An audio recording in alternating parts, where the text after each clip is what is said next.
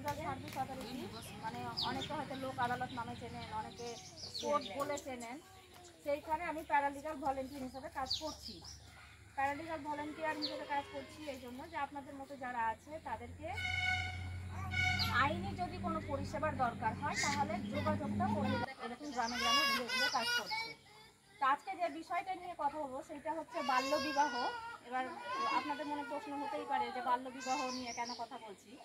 কারণ আমরা চারিদিক ঘুরে ঘুরে দেখেছি যে এই এলাকাটায়, আপনাদের যে এলাকাটা, সেই এলাকায় বাল্যবিবাহ প্রচুর পরিমাণে হয়। পরিবার থেকে দেওয়া হয় অথবা ছেলেমেয়েরা নিজেই করে।